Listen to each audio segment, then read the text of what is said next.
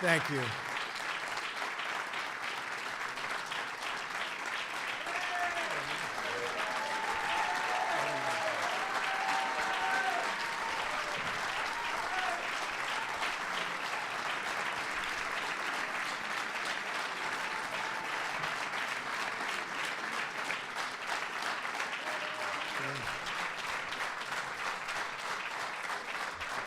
Thank you very much. Thank you.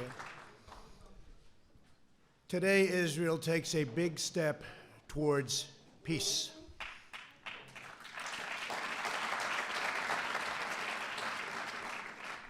Young people across the Middle East are ready for a more hopeful future, and governments throughout the region are realizing that terrorism and Islamic extremism are everyone's common enemy.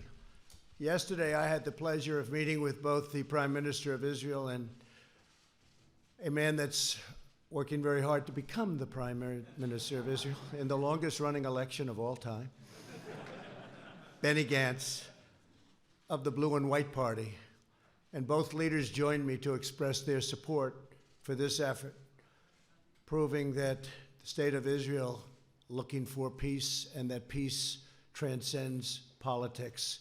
By any measure, unmeasurable, that's what they want. On my first trip overseas as president, I visited the Holy Land of Israel. I was deeply moved and amazed by what this small country had achieved in the face of overwhelming odds and never-ending threats. The state of Israel comprises only a minuscule amount of land in the Middle East, and yet it has become a thriving center of democracy, innovation, culture, and commerce. Israel is a light unto the world. The hearts and history of our people are woven together. The land of Israel is an ancient home, a sacred place of worship, and a solemn promise to the Jewish people that we will never again repeat history's darkest hour.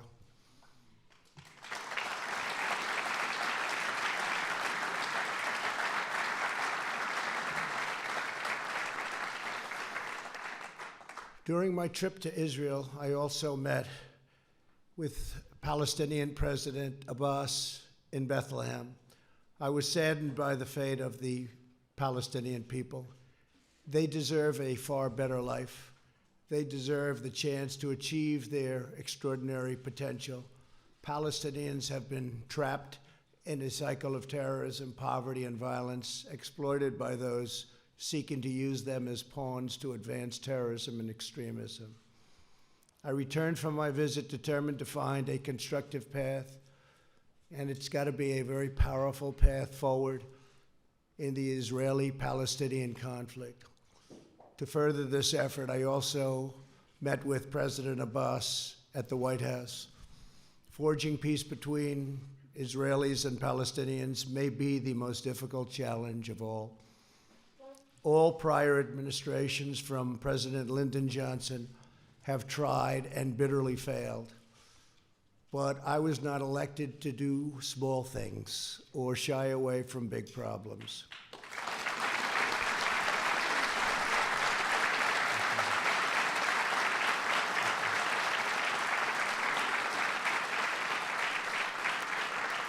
It's been a long and very arduous process to arrive at this moment.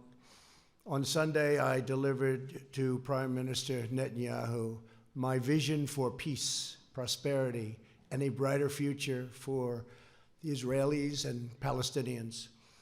This vision for peace is fundamentally different from past proposals. In the past, even the most well-intentioned plans were light on factual details and heavy on conceptual frameworks. By contrast, our plan is 80 pages and is the most detailed proposal ever put forward by far. As I have seen throughout my long career as a deal maker, complex problems require nuanced, fact-based remedies. That is why our proposal provides precise technical solutions to make Israelis, Palestinians, and the region safer and much more prosperous. My vision presents a win-win opportunity for both sides a realistic two-state solution that resolves the risk of Palestinian statehood to Israel's security. Today, Israel has taken a giant step toward peace. Yesterday, Prime Minister Netanyahu informed me that he is willing to endorse the vision as the basis for direct negotiations, and I will say the general also endorsed, and very strongly, with the Palestinians, a historic breakthrough. And likewise, we have really a situation having to do with a race that is taking place right now. It will end, and we have the support, and it's very important to say this, of both parties and almost all people in Israel. They want peace, and they want peace badly.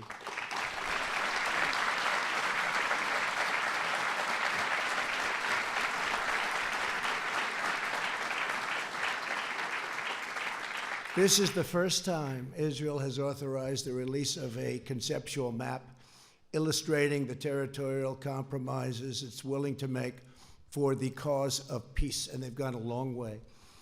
This is an unprecedented and highly significant development. Mr. Prime Minister, thank you for having the courage to take this bold step forward.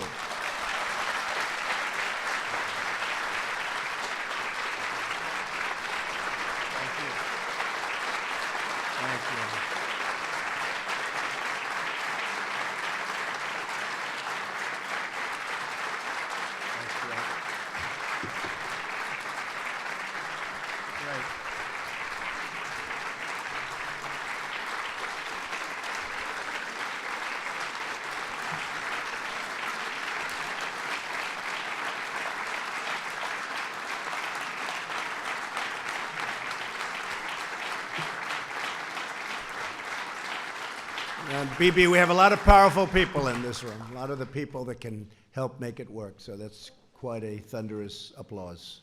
Thank you very much. Thank you.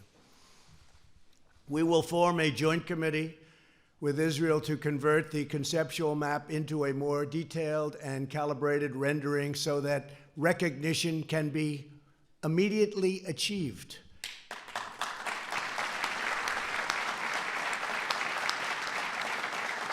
We will also work to create a contiguous territory within the future Palestinian state for when the conditions for statehood are met, including the firm rejection of terrorism.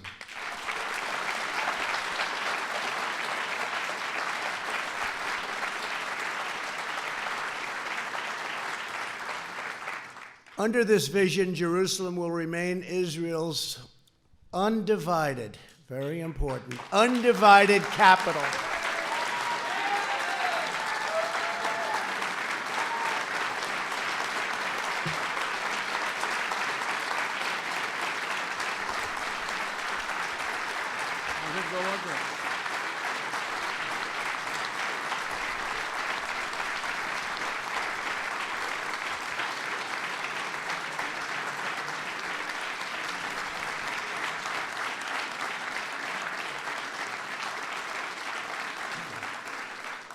But that's no big deal, because I've already done that for you, right? We've already done that, but that's okay. It's going to remain that way. And the United States will recognize Israeli sovereignty over the territory that my vision provides to be part of the state of Israel. Very important. And crucially, the proposed transition to a two-state solution will present no incremental security risk to the state of Israel whatsoever. We will not allow a return to the days of bloodshed, bus bombings, nightclub attacks, and relentless terror. Won't be allowed. Peace requires compromise, but we will never ask Israel to compromise its security. Can't do that.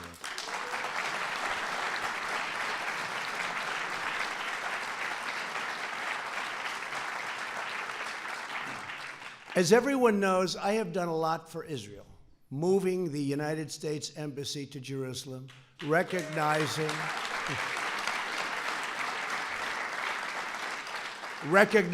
the Golan Heights,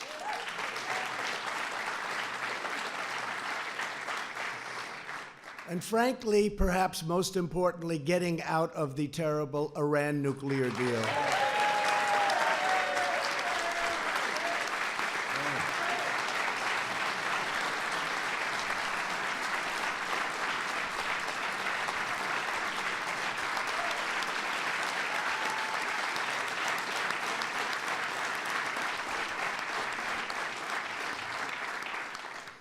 There's a lot of spirit in this room. It's true. You don't see it often. You don't see it often. Therefore, it is only reasonable that I have to do a lot for the Palestinians, or it just wouldn't be fair. Now, don't clap for that, okay? But it's true. It wouldn't be fair. I want this deal to be a great deal for the Palestinians. It has to be. Today's agreement is a historic opportunity for the Palestinians to finally achieve an independent state of their very own. After 70 years of little progress, this could be the last opportunity they will ever have, and last for a lot of reasons. We'll never have a team like we have right now. We have a team of people that love the United States, and they love Israel, and they're very smart and very, very committed, from your ambassador, David Friedman,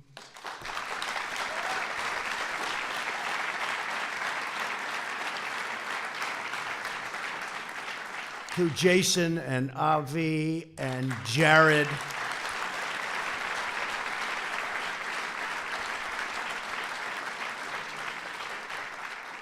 and they're all great deal makers, and they also understand the other side, and they want the other side to do well, because that's the sign of a great deal, and they understand that. And I just appreciate all of the hard work you put in, and so many of your other friends, and of course our great Secretary of State, Mike Pompeo. Whoa.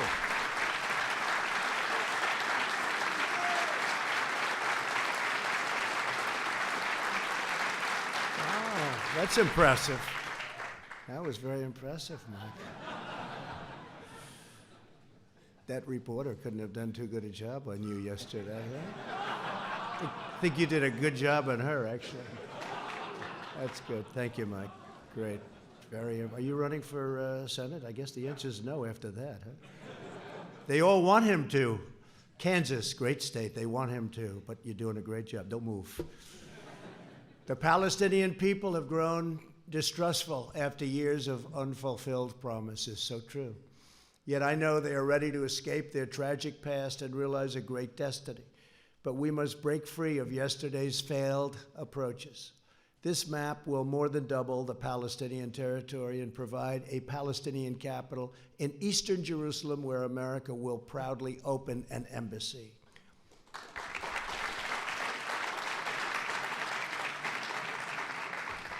No Palestinians or Israelis will be uprooted from their homes. Israel will work closely with a wonderful person, a wonderful man, the King of Jordan, to ensure that the status quo of the Temple Mount is preserved and strong measures are taken to ensure that all Muslims who wish to visit peacefully and pray at the Al-Aqsa Mosque will be able to do so. This is a major statement. This is of major importance. And at the same time, our vision will deliver massive commercial investment of $50 billion into the new Palestinian state. You have many, many countries that want to partake in this, and many of them are surrounding. They all want this to happen.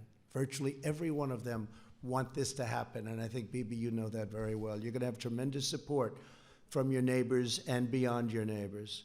Over the next 10 years, if executed well, 1 million great new Palestinian jobs will be created. Their poverty rate will be cut in half, and their poverty rate is unacceptable now and only getting worse.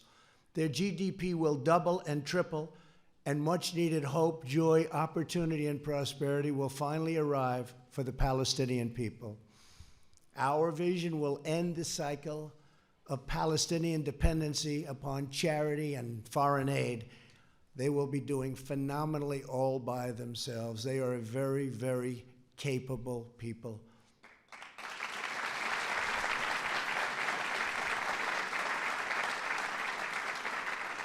And we will help by empowering the Palestinians to thrive on their own. Palestinians will be able to seize the new future with dignity, self-sufficiency, and national pride. To ensure a successful Palestinian state, we are asking the Palestinians to meet the challenges of peaceful coexistence.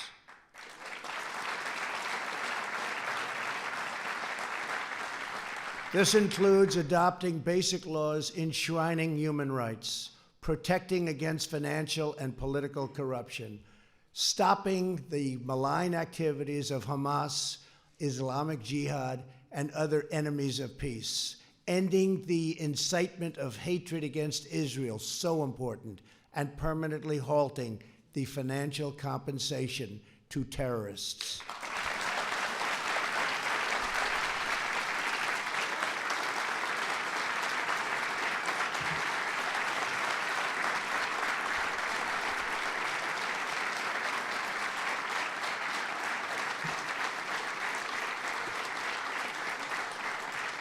And perhaps most importantly, my vision gives the Palestinians the time needed to rise up and meet the challenges of statehood. I sent a letter today to President Abbas. I explained to him that the territory allocated for his new state will remain open and undeveloped for a period of 4 years.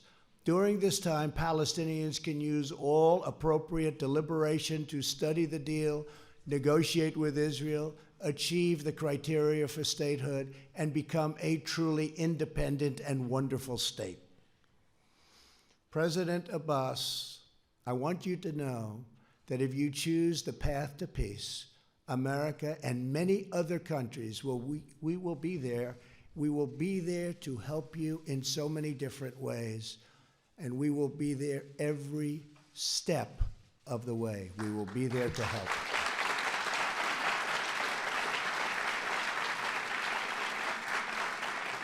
In other words, for the first time in many, many decades, I can say, it will work. It's going to work. If they do this, it will work. Your response to this historic opportunity will show the world to what extent you are ready to lead the Palestinian people to statehood. The Middle East is changing rapidly. On my first trip aboard as president, I traveled to Saudi Arabia to discuss our shared priorities with the 54 leaders of the Muslim and Arab countries.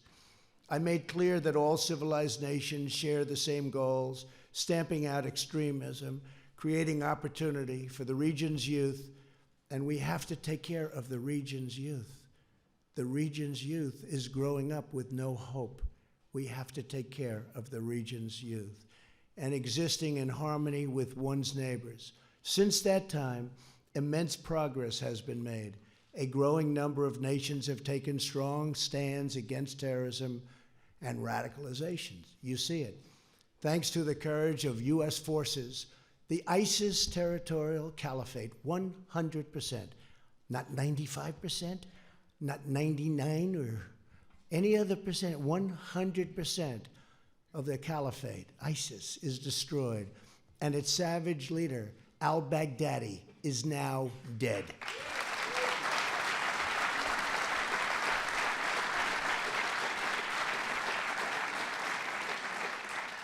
And I want to thank, we have some of our great senators and congressmen and women here, and I want to thank you all for the tremendous help. Thank you very much, Jim, Ted, everybody, Steve. Our leader, thank you. Mark, thank you. Great people. These are great people. They work so hard, and they love this country. The Iranian regime is isolated and weakened greatly. We eliminated Qasem Soleimani, the world's top terrorist.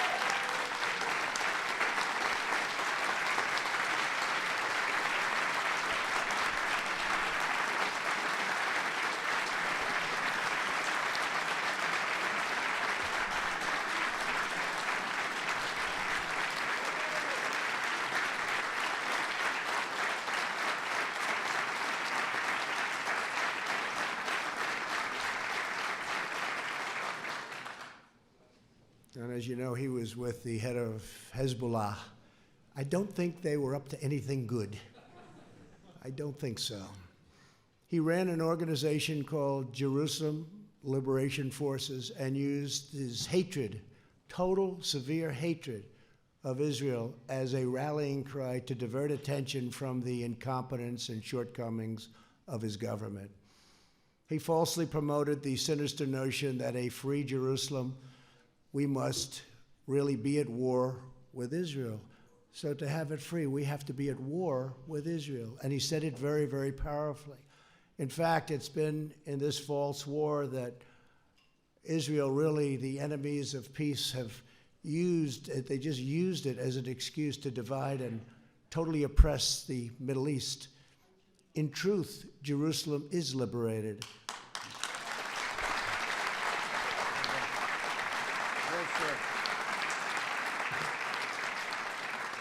Jerusalem is a safe, open, democratic city that welcomes people of all faiths and all places.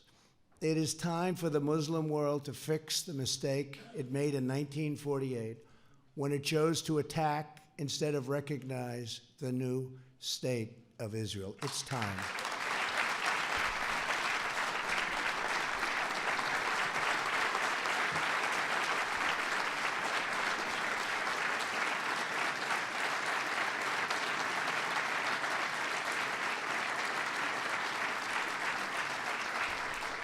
Since then, the amount of needless bloodshed and all squandered opportunities, so many squandered opportunities in the name of senseless causes, is beyond measure. The Palestinians have been the primary pawn in this regional adventurism, and it's time for this sad chapter in history to end quickly, end now. It's never too late for courageous leaders to set a new course, to pursue what is right, to change the future only for the better. America is prepared to work with all parties on our vision. So many other countries are willing, ready, and able to work with us. I've spoken to many of them. I cannot believe the amount of support this morning has. I cannot believe it. I have been called by leaders, Boris called, so many called, and they're all saying, whatever we can do to help, they all want to see it happen.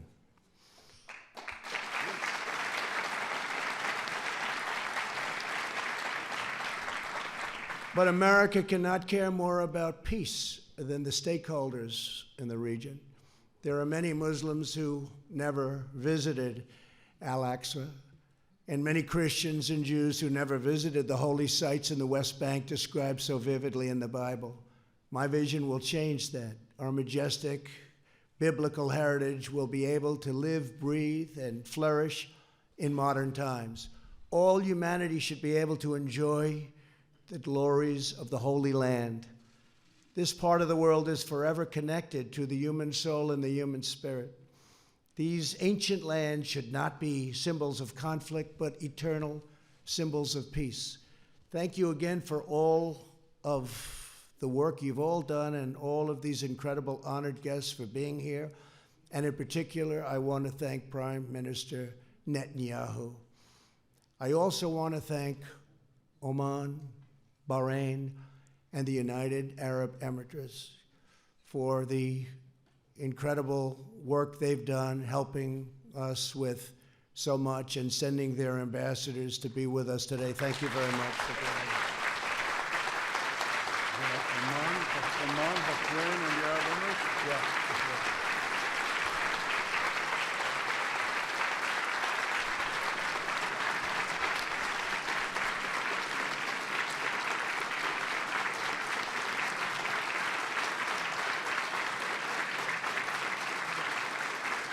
Thank you very much.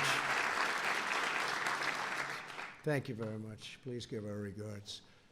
America's partnerships in the region have never been greater, and our alliance with the State of Israel has never, ever been stronger than it is today.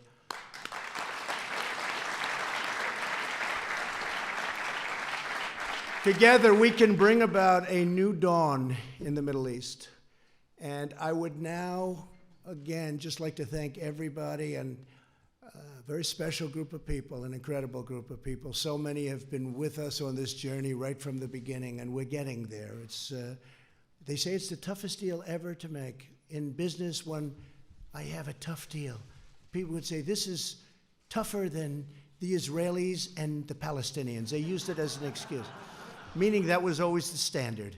Actually, there's nothing tougher than this one, but we have to get it done. We have an obligation to humanity to get it done.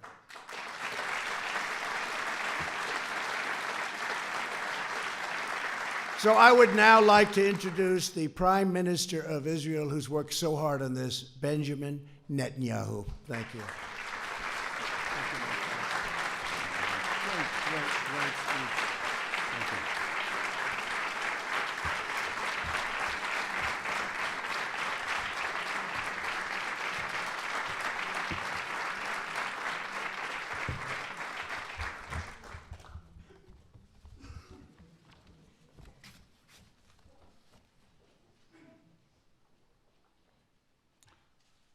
In the Middle East, we drink water before a long voyage.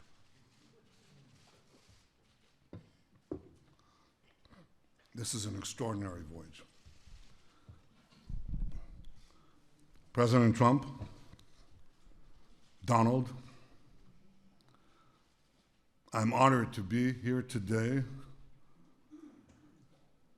along with my wife, Sarah, Minister Yariv Levin, Ambassador Ron Dermer. Ron, thank you for everything you've been doing.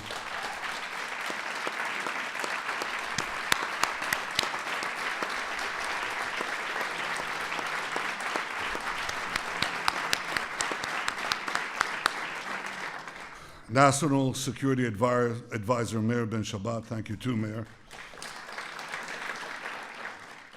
And our entire delegation. We are honored to be here with you, Mr. President, with Secretary of State Mike Pompeo. We applaud you, Mike.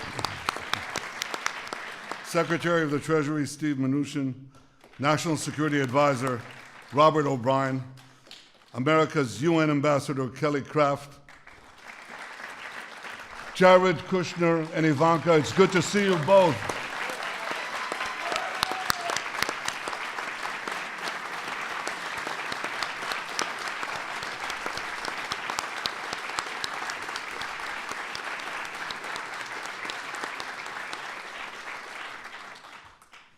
It's good to see the unfailingly energetic and optimistic Ambassador David Friedman, Jason Greenblatt,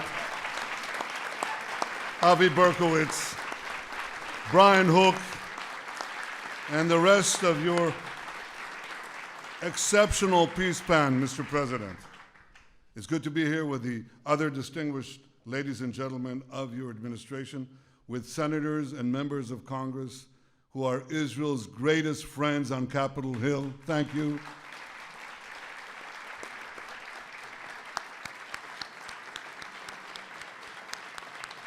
Thank you.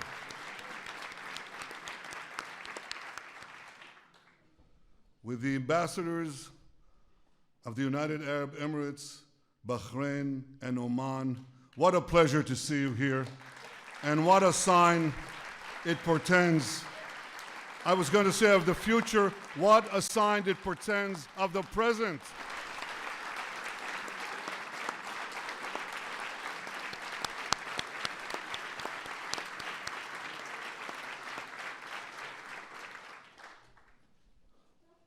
To all of you and to the many other distinguished guests who are here today, this is a historic day. And it recalls another historic day. We remember May 14th, 1948, because on that day, President Truman became the first world leader to recognize the state of Israel after our first Prime Minister, David Ben-Gurion, declared our independence. That day chartered a brilliant future. Mr. President, I believe that down the decades, and perhaps down the centuries, we will also remember January 28th, 2020, because on this day, you became the first world leader to recognize Israel's sovereignty over areas in Judea and Samaria that are vital to our security and central to our heritage.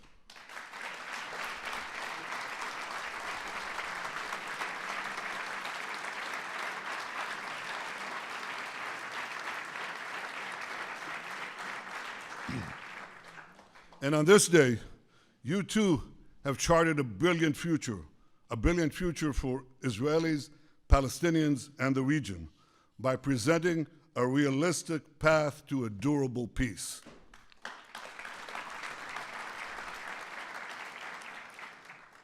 Since the moment of its birth, Israel has yearned for peace with our Palestinian neighbors and peace with the broader Arab world. For decades, that peace has proved elusive, despite so many well-intentioned plans. One after the other, they failed. Why did they fail? They failed because they did not strike the right balance between Israel's vital security and national interests and the Palestinians' aspirations for self-determination. Too many plans tried to pressure Israel to withdraw from vital territory like the Jordan Valley. But you, Mr. President, you recognized that Israel must have sovereignty in the Jordan Valley and in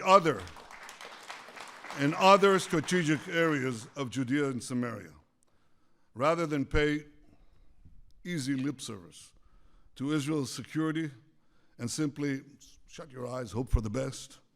You recognize that Israel must have sovereignty in places that enable Israel to defend itself by itself.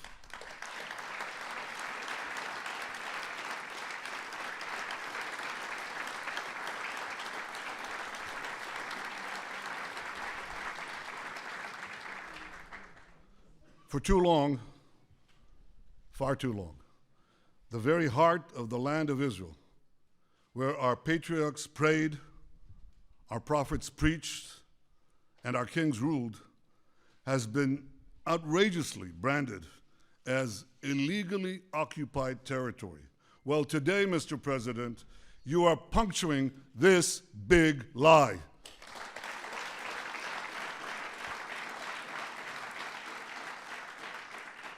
You are recognizing Israel's sovereignty over all the Jewish communities in Judea and Samaria, large and small alike.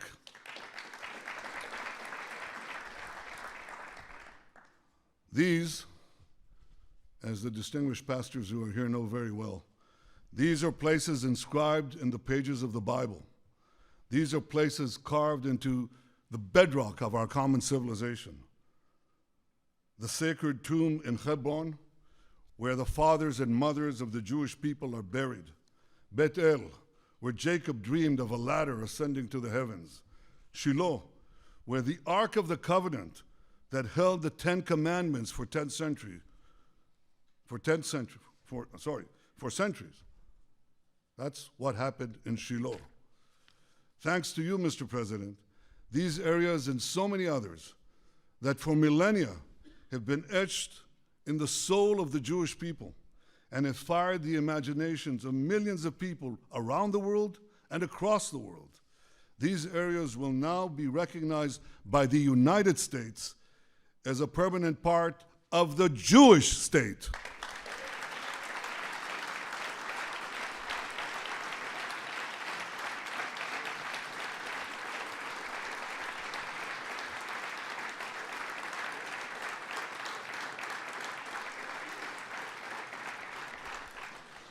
Mr. President, because of this historic recognition, and because I believe your peace plan strikes the right balance where other plans have failed, I've agreed to negotiate peace with the Palestinians on the basis of your peace plan.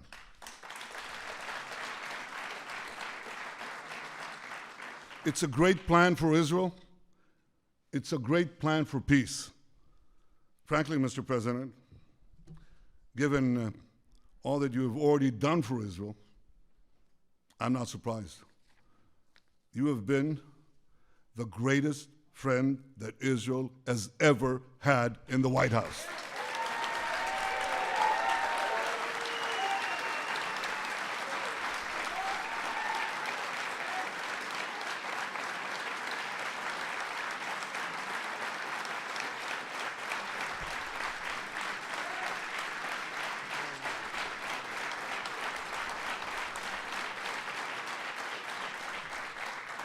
Frankly, though we've had some great, outstanding friends in these halls, it's not even close. Your historic decisions to recognize Jerusalem as Israel's capital, to recognize Israel's sovereignty over the Golan Heights, to reaffirm Israel's legal claims in Judea and Samaria, to stand up to Iran, to pull out of that dangerous Iran deal, to confront is not the word, to eliminate Qasem Soleimani, to support and encourage unbelievable cooperation between Israel and the United States in the military and strategic and intelligence fields. All this bear testament to the friendship and depth of your leadership and commitment to Israel. From our very first meeting here in the White House 3 years ago, you repeatedly made clear your commitment to help Israel achieve peace with the Palestinians and peace with the rest of the Arab world. Mr. President, I share that commitment, and I look forward to working with you to achieve a peace that will protect Israel's security, provide the Palestinians with dignity and their own national life, and improve Israel's relations with the Arab world. Your peace plan advances all these goals. First, it addresses the root cause of the conflict, by insisting that the Palestinians will finally have to recognize Israel as the Jewish state.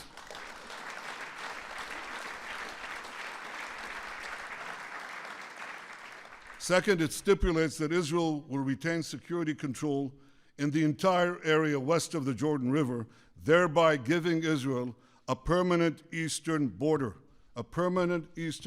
to defend ourselves across our longest border. This is something we've longed to have. We now have such a recognized boundary. Third, your plan calls for Hamas to be disarmed and for Gaza to be demilitarized.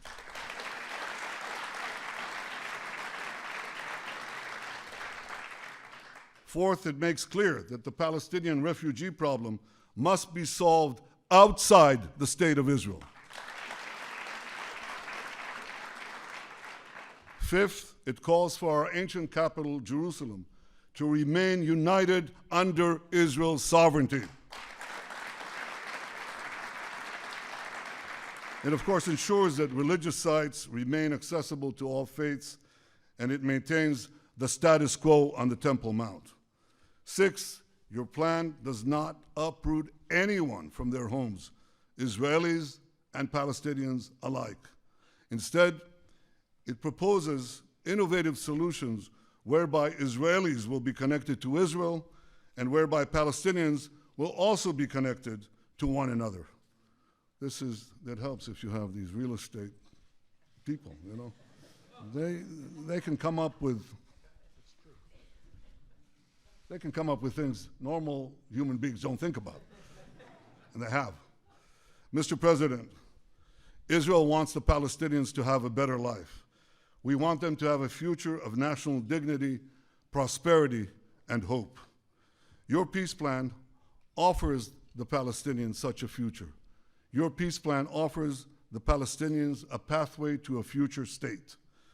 I know that it may take them a very long time to reach the end of that path. It may even take them a very long time to get to the beginning of that path.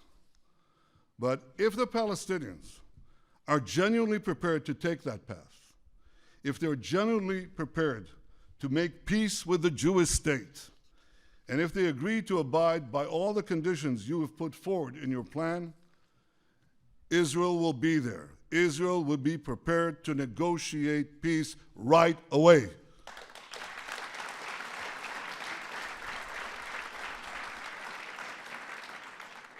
Regardless of the Palestinian decision, Israel will preserve the path of peace in the coming years.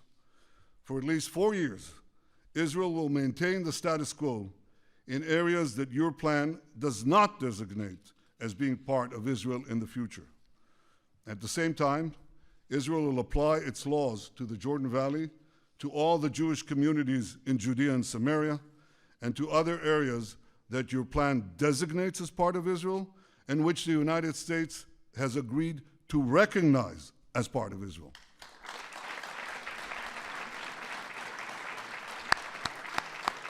I like that.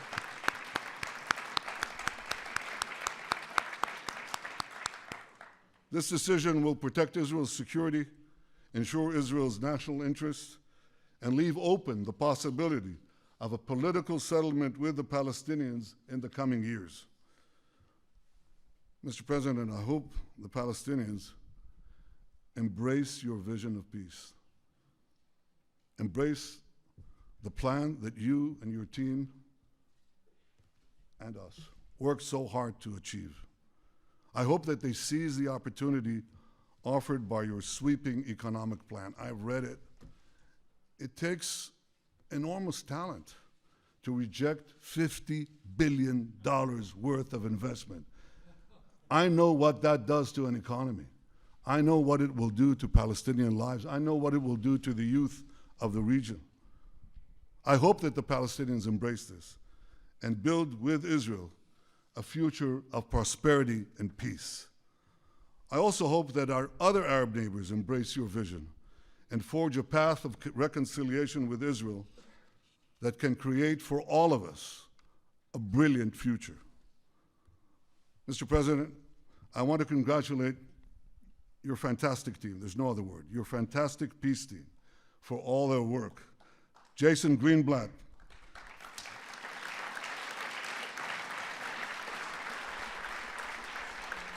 thank you, Jason, for the terrific job you did as America's peace envoy for nearly 3 years. Avi Berkowitz, thank you for stepping out. Thank you, Avi, for stepping out from your important behind the scenes role and ably working in those past few months to get this plan done. Ambassador David Friedman, thank you, David.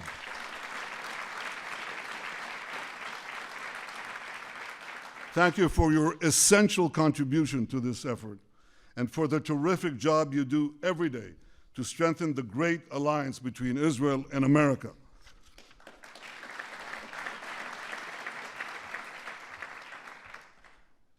And Jared Kushner, without your wisdom, your persistence, your resolve, this day would have never come.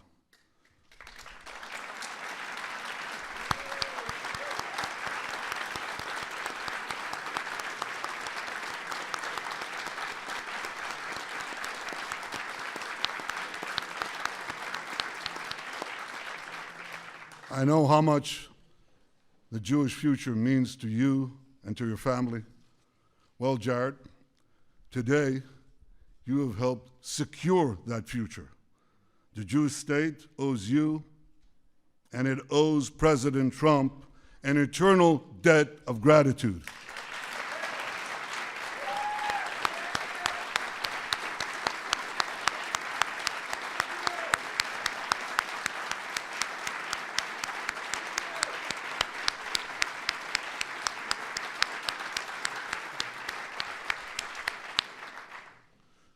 Mr. President, on that historic day of May 14th, 1948, both David Ben-Gurion and President Truman had a fateful decision to make.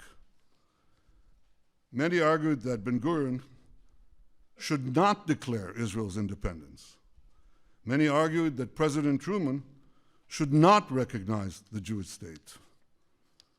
But both leaders understood the magnitude of the hour. They seized the moment and they changed history.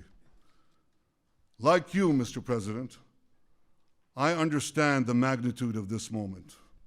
With you, Mr. President, I'm prepared to seize the moment and change history. I know that there'll be opposition. There's always opposition. I know there'll be many obstacles along the way, much criticism. But we have an old Jewish saying, if not now, when? And if not us, who? Im lo achshav, matai? Im lo anachnu, az mi? Mr. President, your deal of the century is the opportunity of the century. And rest assured, Israel will not miss this opportunity. Mr. President, Donald, Israel is blessed to have your friendship and your powerful leadership, and Israel is blessed to have the friendship of the greatest power on earth, the United States of America.